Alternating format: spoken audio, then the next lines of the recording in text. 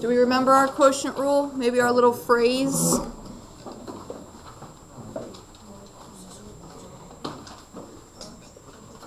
Do we dream about it at night? Low, high, high, low.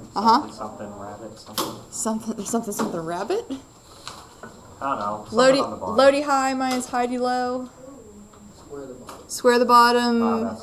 And away we go. Yep. Okay. So we're going to revisit the quotient rule today with a few more examples. But we're specifically going to use the quotient rule to help us figure out the derivative of the other trig functions. We already know what the derivative of sine and cosine are. Okay, we did the long limit way to help us figure out those. But now that we have some of these shortcuts, maybe we can use those shortcuts to our advantage to figure out the other trig derivatives. So if we are already familiar with the derivative of sine and cosine, can we, for instance, rewrite tangent in terms of sine and cosine? Can we turn a trig function we're not that familiar with into two functions that we are? How can we rewrite tangent?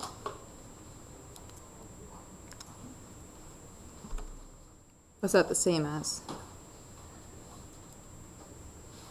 Yeah? It's sine over cosine. Okay? So if we're going to try to figure out the derivative of tangent, we're essentially trying to figure out the derivative of sine over cosine. Okay, they're the exact same thing. Now, let's go ahead and try to figure out the derivative of sine over cosine. Notice how that's a fraction. So if we're going to use a trig, or sorry, a limit, not even a limit. I'm having a rough day. If we're going to figure out the derivative of a fraction, we're going to have to go through our quotient rule. So low d high minus high d low, square the bottom, and away we go. So in terms of this fraction, we need low, and then multiply by d high. What's the derivative of sine? Cosine. Okay, so there's low d high minus, we then need high, and then d low. The derivative of cosine? Negative sine. Okay, we're going to multiply that. Square the bottom, so we have cosine squared, and away we go. So we're technically done with finding the derivative, but we should try to clean it up, make it look a little nicer for us to work with. So cosine times cosine up top, we can rewrite that as cosine squared. We have a negative sign times another negative sign, so that would change to a plus sine squared.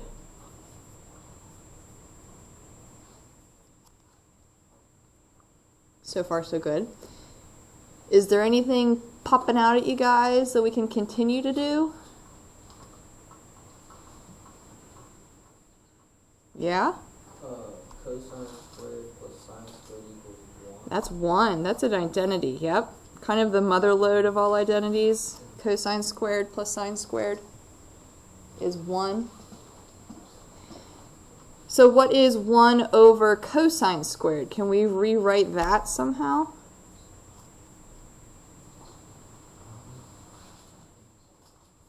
Maybe think about it this way. What's 1 over cosine the same as? Is there another trig function? Yeah. Secant. There we go. We'd have secant squared because the cosine was squared. So in the end, the derivative of tangent is secant squared. We're going to have to know that.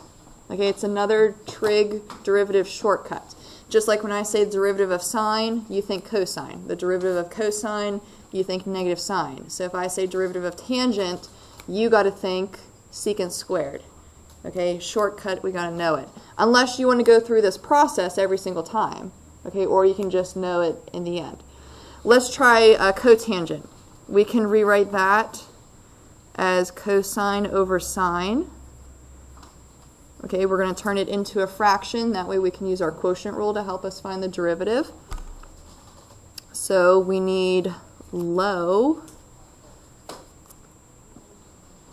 d high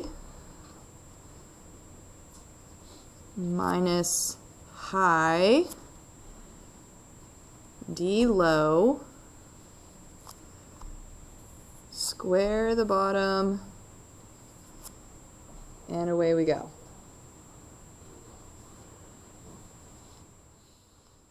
Let's go ahead and clean it up. Sine times negative sine, that'd be negative sine squared. Cosine times cosine, cosine squared, but we're subtracting it, all over sine squared.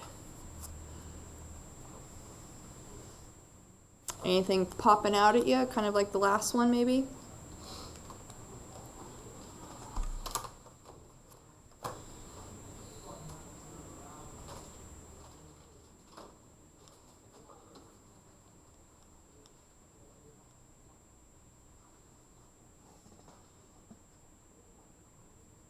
If you were to compare like these two stages that we have, what do you think? Yeah. You could take out the negative from the top. Okay. Sine squared plus cosine squared, and additive property allows you to rearrange that. Yep. So then you can turn it into just 1 or negative 1 over sine squared, which would then reduce to negative cosecant. There we go. Okay, notice how our numerator right here, negative sine squared minus cosine squared, is the exact opposite of the previous numerator we had in the last example. Do you see how both the cosine squared and the sine squared are now negative? So if cosine squared plus sine squared simplifies to 1 as the identity, then the exact opposite of that would simplify to negative 1. Okay, we can use that identity kind of in the reverse or opposite as well. And if we wanted to continue to rewrite this using some similar trig functions, this would be negative cosecant squared.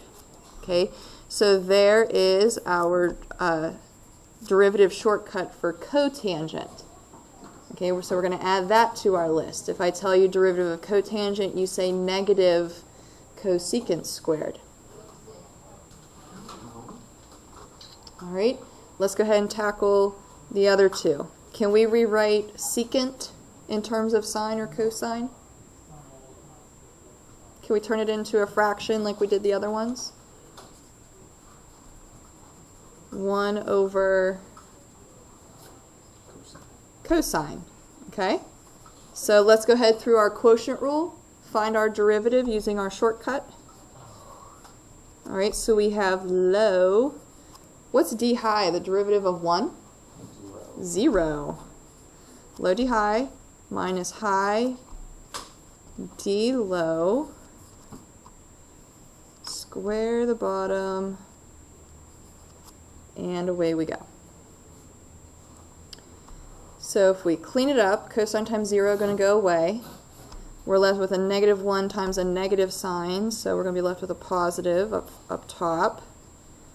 And we have a cosine squared down below.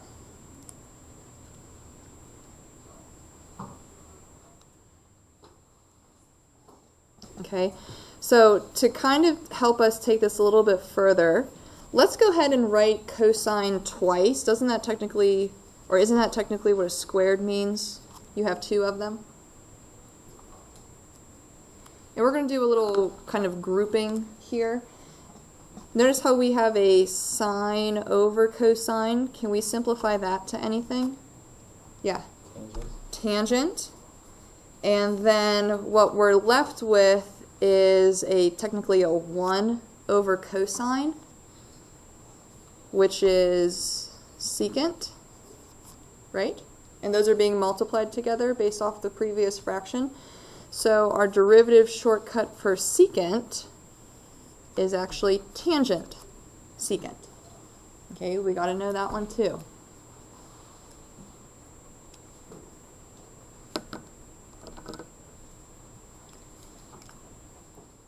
All right, let's try our last one. Cosecant we can rewrite as 1 over sine. So if we're going to find the derivative of a fraction, we're going to go through our quotient rule. We have low d high minus high d low,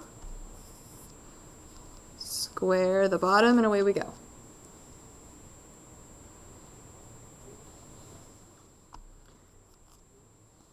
So if we clean it up, the sine times 0 are going to go away. We're left with a negative cosine up top and a sine squared down below. Maybe we can rewrite that fraction like we did in the last example. We can rewrite sine twice.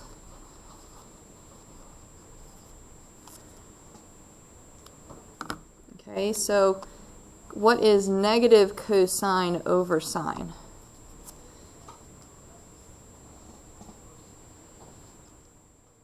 In terms of a trig function. Yeah. Negative cotangent. No, negative cotangent, good. And then the other piece that we're multiplying we're left with is technically 1 over sine, which is cosecant. All right, so there's our other derivative shortcut that we have to know. Okay, so in addition to the sine and cosine that we've already discussed, we now have these 4 other trig derivatives. Okay, derivative of tangent is secant squared. Derivative of cotangent, we have negative cosecant squared. Okay, they're kind of similar. If you kind of take a look at them, compare them, they kind of have a pattern going on, but they're just slightly different. Derivative of secant is tangent secant. Derivative of cosecant, negative cotangent cosecant. So we got to be familiar with those 4. Okay, so we're just going to check out some more examples that deal with these trig derivatives and getting used to using their shortcuts. So let's check out the next one. Find the equation of the normal line drawn to this original function graph, specifically when your theta value or x value is pi. Okay, so equation of any line, hopefully by now we realize we need a point and a slope. Let's go ahead and calculate the derivative to help us eventually figure out the slope. So take a look at your function. How do you want to figure out the derivative of that function? Think about your shortcuts.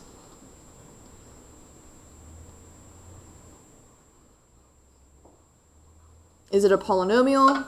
Okay, can we use our power rule? Is it being multiplied together so we can use our product rule? Are we dividing things so we can use our quotient rule? What do you think?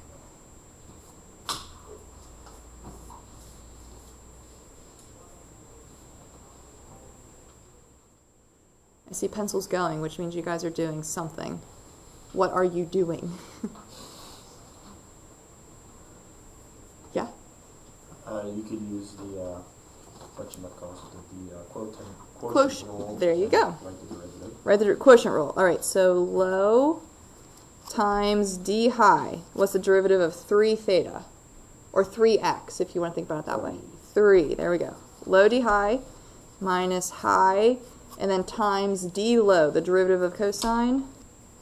Negative sign. Negative sine, yep. Square the bottom, and away we go. So if we clean it up, we'll have 3 cosine plus 3 theta sine all over cosine squared. Okay, I think we'll leave it like that. We can't really keep going much with anything else like we could with the other trig derivatives up top, so we'll leave that as our derivative. Yeah? You can then plug in pi and get a -3 because cosine of pi is -1. Perfect. Okay, so we're going to go ahead and plug in pi to figure out our point and the slope. So Dan was mentioning the slope value. Maybe we'll plug in pi into this derivative. So cosine of pi, if you think about your unit circle, cosine value at pi, yeah. -1. So, all right, so -1 times 3 is -3. And then you don't have to worry about the other side because sine of pi is 0. Is 0. So we would have 3 times pi times 0, which is just going to go away. So the top value is -3. Down below, we said cosine of pi was -1. And if you square that, you're going to get +1. So it looks like our slope value is, in the end, -3. All right, let's go ahead and check out the point. So we're going to plug in pi into the original function given to us. We would have a 3 pi up top. And then cosine of pi we said was -1. So in the end, our point value, aka y value, is -3 pi. So putting those pieces together, we got to somehow write the equation of the normal line.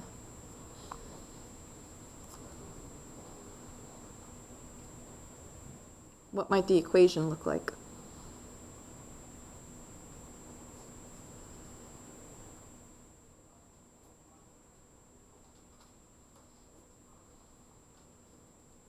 do you think, Braden? Y plus 3 pi Okay. equals -3 times x minus 5. All right, you fell for it. It's okay. What you gave was the equation of a tangent. Uh-huh. 1/3. There we go. All right. So this slope, okay, again, derivative means slope of tangent line. So this is the slope of the tangent line. We want the slope of the normal line. So to change it, we need to figure out that opposite reciprocal. There we go. Good job. Okay, so let's go ahead and try to tackle some more trig ones. If you look at the next page, they're kind of all jumbled. Some have trig, some don't. But we'll see how these go.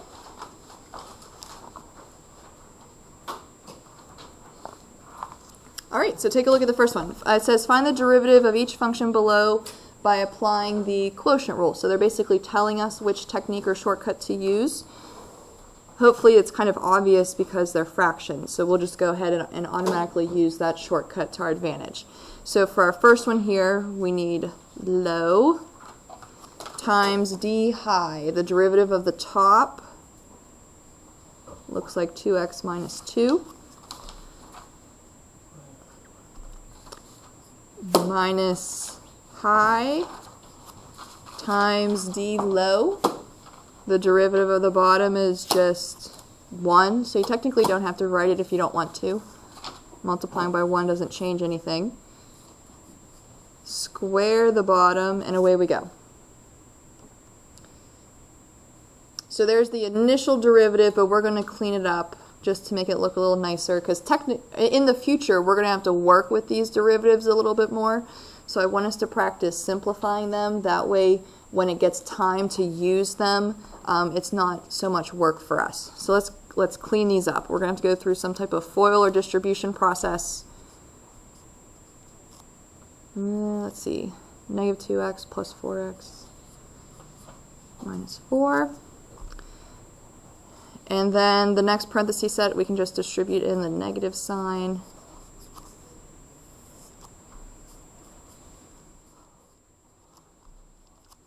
You can expand the bottom if you want to. Write it twice, go through FOIL process, but might not be necessary. If you want to leave it the way it is, that's okay. It's mostly the top that I'm concerned with, because that top or numerator is a little bit more cluttered than what the bottom is. So if we combine some like terms, looks like we're left with x squared plus 4x minus 4. So there's a nice simplified, cleaned up derivative. We getting used to these shortcuts? Product rule, quotient rule? Alright, let's try the next one. Low d high minus high d low. Alright, so low function is x plus 2. Then d high, the derivative of tangent. Now these are new to us, so you may have to reference the previous page, but eventually we're going to know them. Derivative of tangent, we said that was secant squared. Okay, so there's low d high minus high times d low. The derivative of the bottom is just 1. So again, if you don't want to write it, that's okay. Square the bottom, and away we go. So it looks like the only thing we can really do to clean or simplify this is to distribute in the secant squared.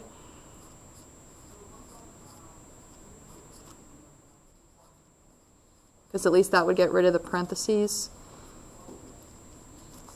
But as far as being able to go from there, I don't think that's going to be possible.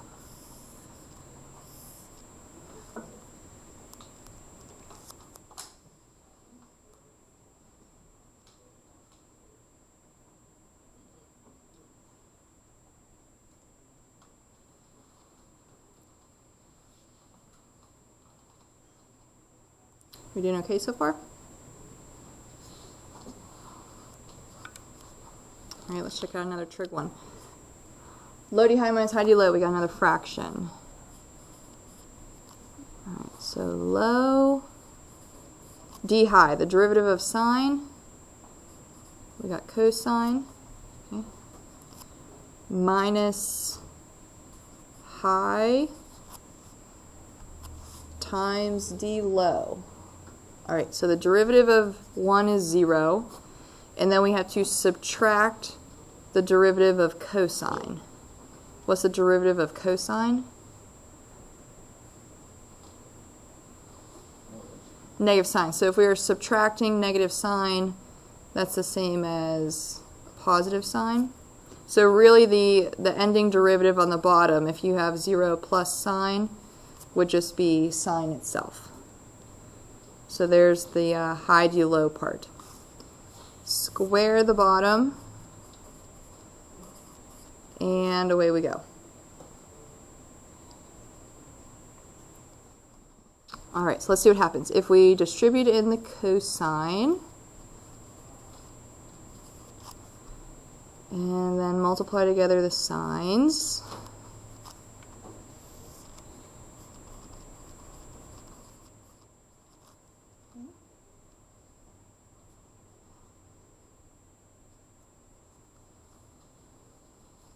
anything popping out a little bit?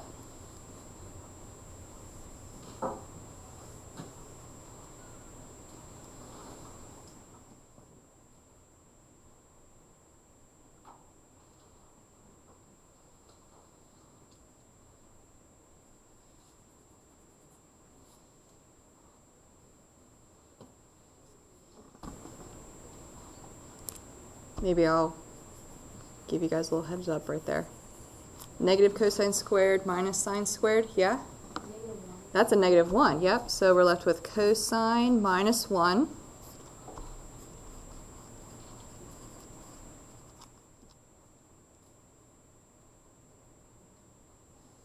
Anything else you guys notice? What do you think, Braden? Is the bottom sign there? If it was 1 minus cosine squared like that, it would be sine squared. Okay, but this squared is telling you to write it twice and go through a FOIL process. It's not exactly 1 minus cosine squared.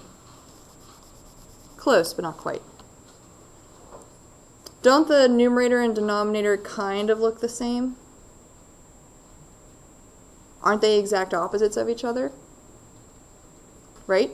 So if I were to cancel out the numerator with one of the denominators, because technically we have 2 of them, what would we be left with? If they're exactly the same but opposite, you cancel them out. For instance, negative 3 over positive 3, 4 over negative 4, they're exactly the same but opposite. What do those simplify to? Negative 1, right? So we're left with a negative 1, but since we canceled out one of the factors from the bottom, we still have one of them left. So there's a nice cleaned up derivative.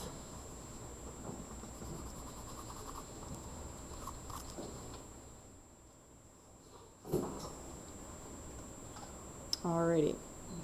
Let's try the next one. It is a fraction, but it's kind of a fraction on steroids because we have a fraction within that fraction. Is there any way we can rewrite the 1 over x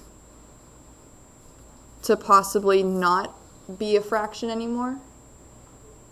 That way we only have to use the quotient rule once instead of twice.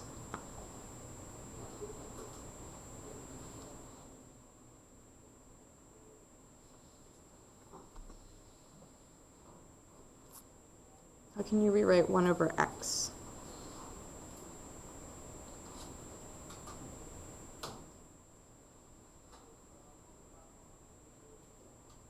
Maybe think about it in terms of a polynomial. How can you make it x to a power?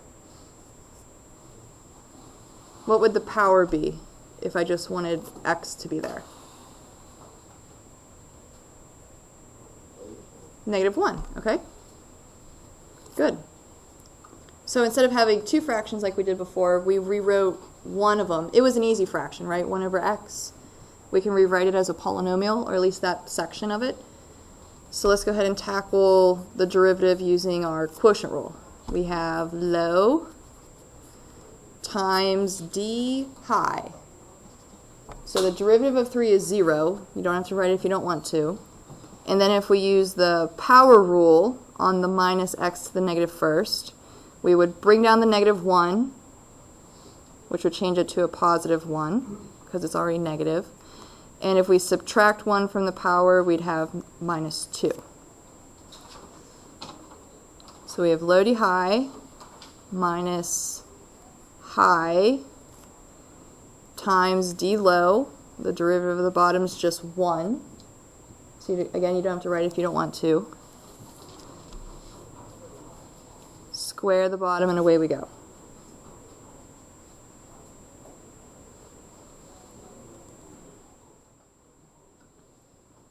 All right. Let's clean it up. So if we were to distribute in the x to the negative second, we would have to add the power on the x in that other quantity. So we'd have x to the negative first, and then plus a 5x to the negative second for that second distribution. And with our next parenthesis set, we can distribute in the negative sign, which would just switch the signs.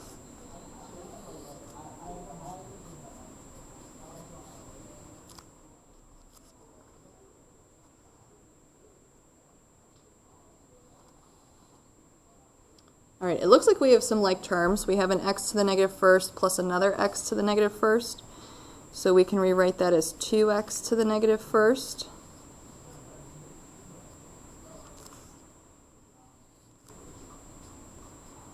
And instead of negative powers, can we make them positive again? So we're going to have to move them to the denominator, but only to the denominator of their related term. So for instance, this 2x to the negative first would change to a 2 over x. The x doesn't move to the denominator of the fraction that you currently have. It moves to the denominator of the term that it's attached to. So the next one would look like 5 over x squared. Then we have a minus 3, and it's all over x plus 5 squared.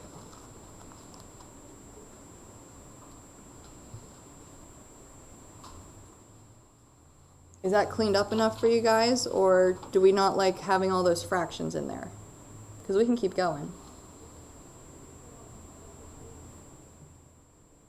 Okay, if you wanted to stop, you could, but take a look at what you could keep doing. If you are adding and subtracting up top in the numerator, you'd have to get a common denominator for all the terms. So you can think about the 3 is over 1. We would have to multiply the first fraction by x on top and bottom. So that would leave us with a 2x. We don't have to multiply the middle fraction by anything because we're trying to get that x squared.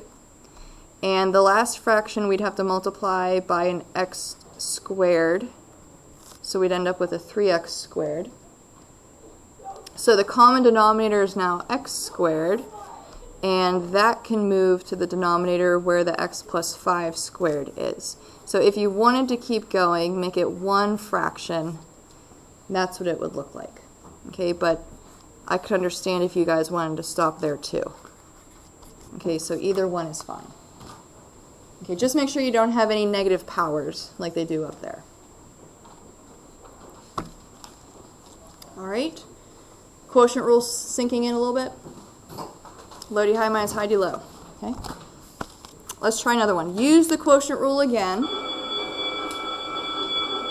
Okay, so using the quotient rule show, okay, or essentially prove that if you were to find the derivative of this, then this is what your result would look like.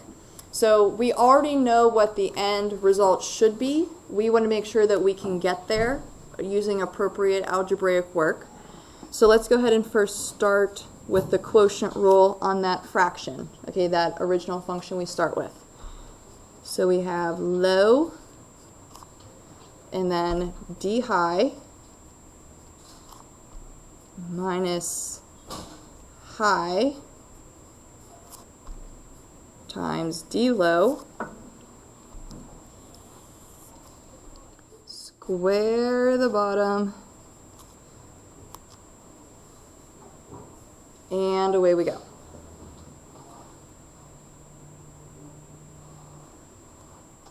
Okay, so somehow when we start to simplify this, our goal is to get a -3 over x minus 1 squared. No, do you guys notice how the denominator we want to have is very similar to the denominator that we currently have? It's just slightly different. So we are going to have to do something with the denominator eventually. Okay, we'll get there and see what happens. Let's first go ahead and perhaps clean up the numerator. Instead of distributing though, okay, maybe we'll try a different technique. Can we factor a little bit more? For instance, can you factor x squared minus 1? Isn't that a difference of perfect squares?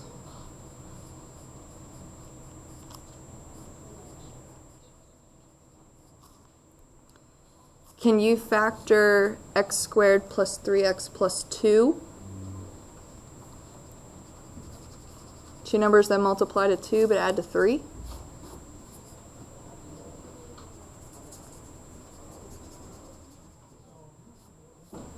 We got x plus 2, x plus 1. Does that sound about right?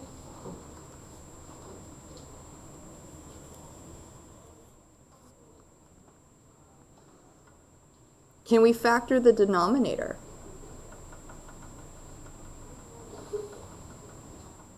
Can you factor x squared minus 1? Isn't that a difference of perfect squares as well? So we'd have x plus 1 and x minus 1. But notice how that original difference was being squared. So we would have 2 of each of those left.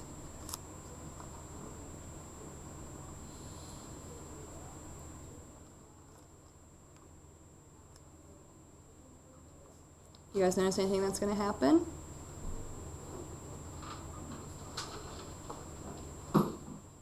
Take a look at what's up top versus what's down below.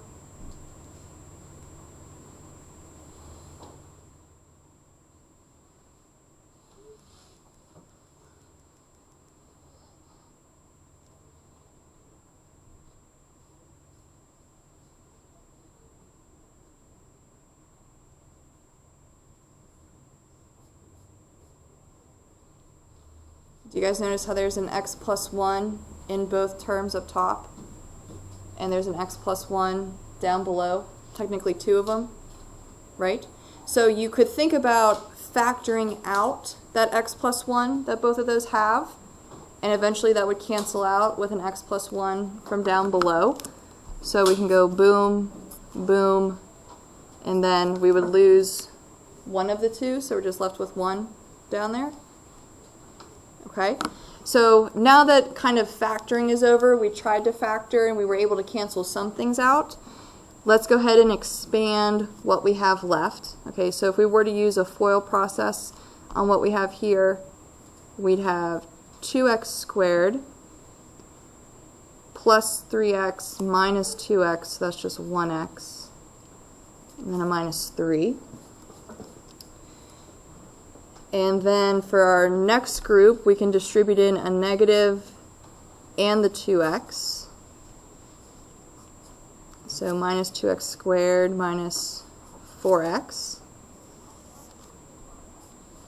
And in terms of the denominator, we just have 1 of the x plus 1s left and 2 of the x minus 1s. Okay. Anything going to happen in the numerator? Can we simplify it? Looks like the 2x squareds would go away. One's positive, one's negative.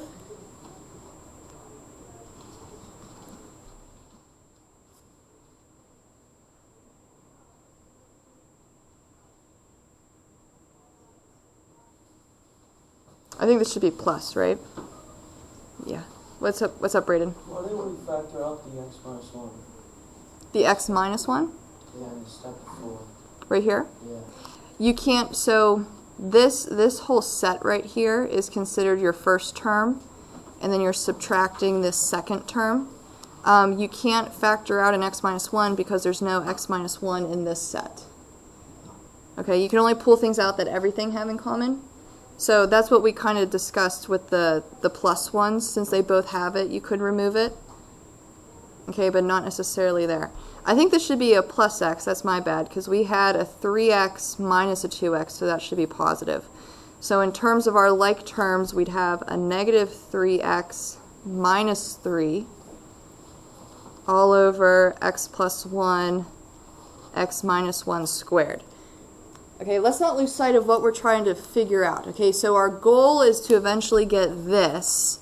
Okay, so we're going to keep working at it until it starts to kind of take shape. Do you see how it's starting to kind of look like it?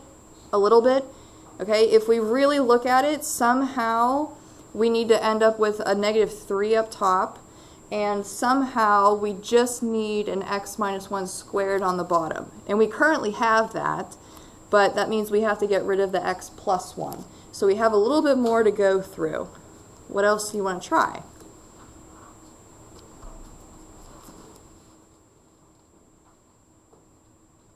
The only way to cancel out the x plus 1 down below is to get an x plus 1 up top, because then the like factors would cancel. So how on earth can we get an x plus 1 up top? What do you think, Joseph? Take out a negative 3. Yep, they both have a negative 3 in common. So I think that's going to be our last kicker there. Okay, x plus 1's cancel, and it looks like we have negative 3 over x minus 1 squared. There we go. Yeah, sure.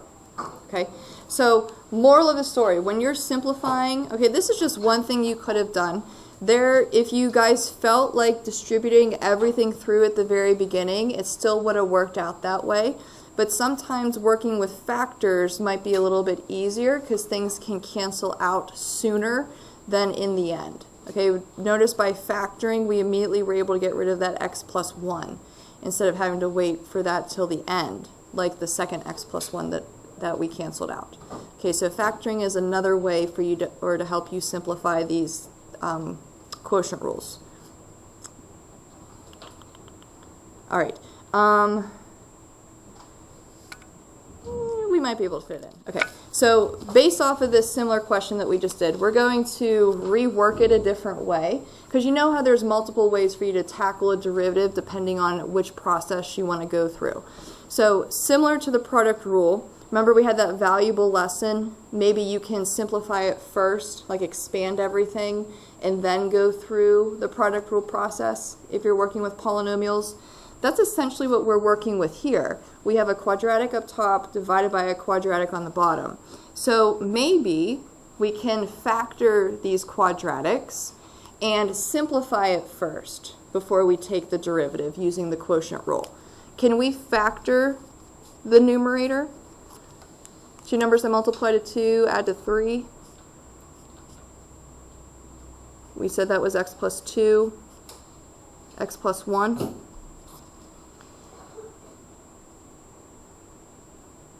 Can we factor the denominator? We have a difference of perfect squares. So without even finding a derivative yet,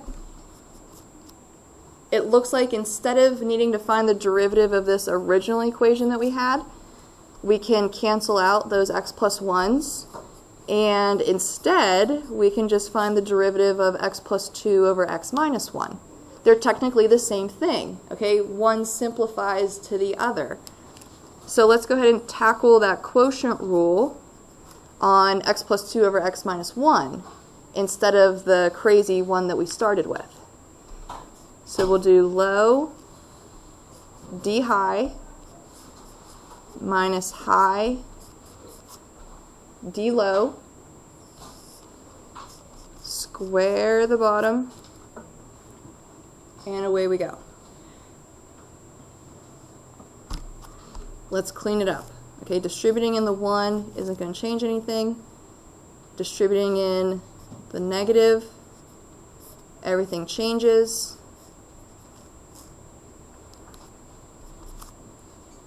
What are we left with? looks like we get negative 3 over x minus 1 squared. Isn't that the same derivative we got from before? Makes sense because it's technically the same equation we had before. Okay, we're just approaching it from a different angle. So similar to the idea with the product rule of simplifying before you find the derivative, I know some of us preferred that technique. You can do that for the quotient rule too. Okay, but for a quotient rule, factor first, okay, if possible, then use the quotient rule.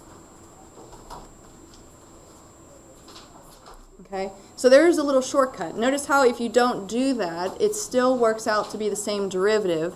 You just have all of that crazy simplifying to do like we had to do at the top of the page. Okay, whereas if you simplified it previously, you'll get the final kind of cleaned up derivative a lot quicker. Okay, but that's if you can factor. If you can't factor, you're kind of out of luck. Okay, you got to be able to simplify it. A little hint there. We doing okay with the quotient rule? A little shortcut? All right. Tomorrow we're going to take a look at some more of these kind of graphical and table examples like we did for the quotient rule, or sorry, for the product rule, but this time we're going to apply it to a quotient rule. Okay, just a similar setup, but a different derivative analysis that we're going to check out. Okay, so we'll end there for today and we'll talk about those graphs tomorrow.